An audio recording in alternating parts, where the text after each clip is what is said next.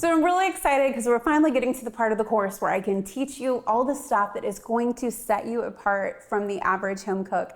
And I want to start with cooking oils and nerd out with me, if you will, on oils, okay? Oil is the medium that we use to brown our food. And if no one has told you brown equals flavor, it's not an ingredient, it's a chemical reaction that we are creating. So this is an area where we learn about applying heat to food in a way that allows us to create golden, brown, juicy, delicious food. It's what sets chefs apart from home cooks, and I am so excited to teach you it. Different oils have different smoke points. A smoke point of an oil is basically when it hits that temperature in the pan, it is going to go volatile. It is going to create smoke, which actually is very bad for your health. It releases all sorts of stuff that you don't want to be eating. So once an oil smokes, it's a no-no. We don't use it anymore. Now, a lot of people have heard in the past, extra virgin olive oil is healthy, so I'm going to use it in everything, but it has a very low smoke point. So today, rather than taking you through all of the different science of oils, I'm just going to tell you what I use in my kitchen because I think most chefs will agree. First off, extra virgin olive oil is delicious, but it's best used for Mediterranean dishes, Italian dishes, and certainly dishes where there's just a light cooking. So this might be when you throw some beautiful cherry tomatoes, a little bit of garlic and onion in a pan, you just lightly cook that and serve that over fish. It doesn't have to have a high smoke point. That is when you want to use your olive oil. You would never want to use your olive oil in a pan with a delicious steak because the smoke point is 325 degrees.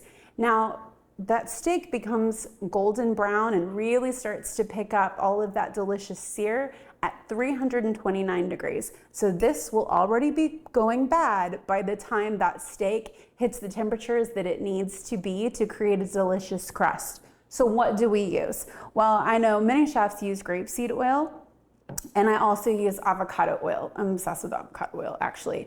Now, I also have some coconut oil at home. I don't have it here, but all of those are high smoke point oils that I know I can sear chicken, fish, can do whatever I want with. You're also going to want to consider whether an oil has flavor. To me, extra virgin olive oil has a strong flavor. I certainly wouldn't want to sear the meat for my carne asada in extra virgin olive oil. I want to choose a neutral oil.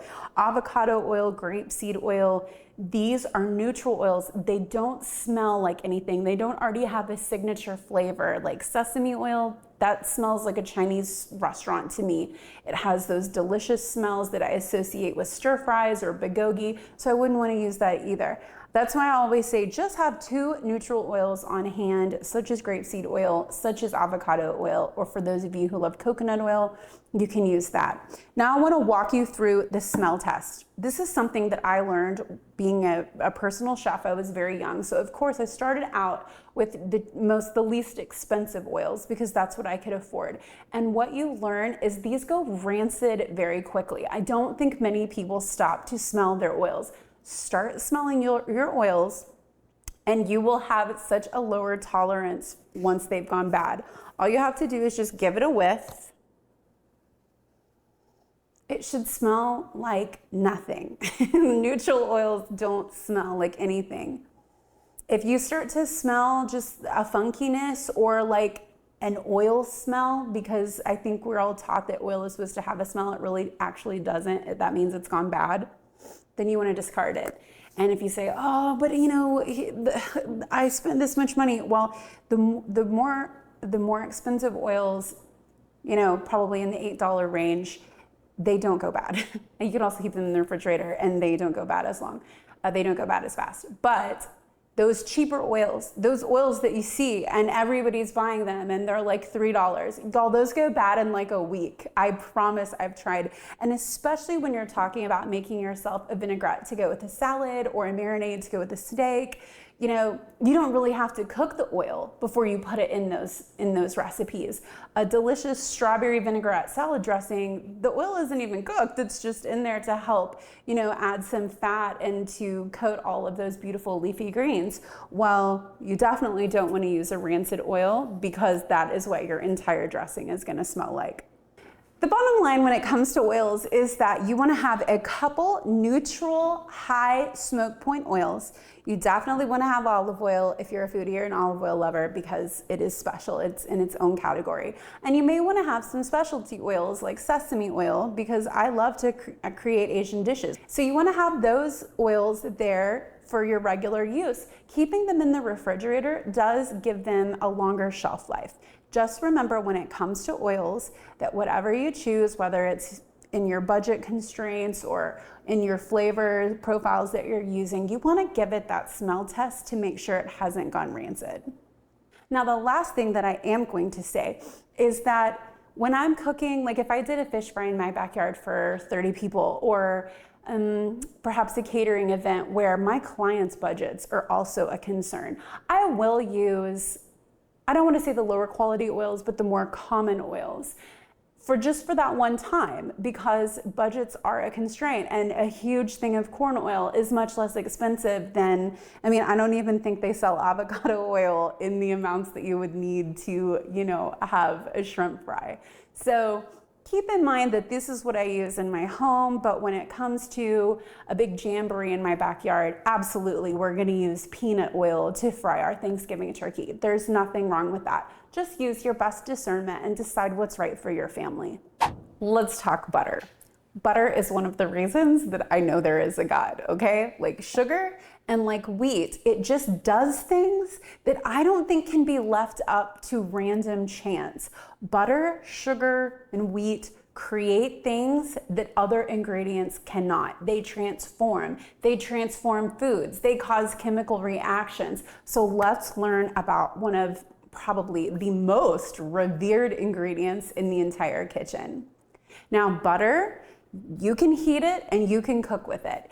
It heats to 350 degrees before it hits its smoke point. But in the professional kitchen, we have something called clarified butter. You don't really need to know a lot about clarified butter because there is a product available to you at specialty food stores called ghee, and it basically is clarified butter. Now, it can go up a little bit in temperature more than regular butter can. Now, the smoke point of ghee is around 485 degrees, so that's considerably higher than butter. Ghee or clarified butter, you can use that pretty much interchangeably, is created because you heat the butter just until the milk solids rise to the surface, and then you skim them off, which leaves you with this sort of translucent looking butter, and they put it in jars and they call it ghee, and it just means that it's butter that you can heat to about 485 degrees, which means you can sear with it. You can do a little bit more in a pan, but it is a little bit expensive. I'll just go ahead and tell you that. And if you're thinking, well, I'll just make it at home using butter, just know that you're losing at least 30% when you're pouring it out. So it's an expensive little ingredient, but it's definitely something that I think you should experiment with. When it comes to butter, there are so many different kinds. We have Scottish butter, which comes from completely different cows than, say, Italian butter. You've got baking butter, which is pelugra. It has a higher fat content. So what I should say is on this cooking journey that you are now going on, you need to experiment with different butters. You need to taste them. You need to make sugar cookies, which is one of the most simple ingredients out of regular Walmart or whatever your generic grocery store butter is, and then you need to make it with something like Tillamook butter, Kerrygold butter, delicious butter. You need to experiment with these different butters in different dishes, especially in your baking, and you will see that there truly is a difference.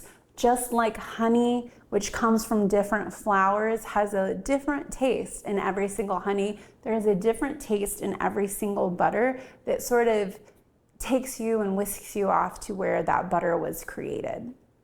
As a cook, you need to work with butter and lots of it. Now, when it's financially available, I encourage you to try different brands. I encourage you to bake with it. Sugar cookies, something very basic.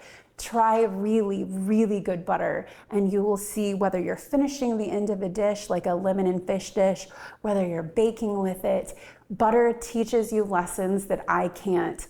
Butter is the only one that will educate you on her many mysteries. Where that butter originates gives it a completely different flavor. If you brown your butter in a pan, it's subtly different than fresh butter. It's one of the most excellent and tantalizing ingredients out there, but it's not something that I can teach you. You have to teach yourself. Let butter teach you.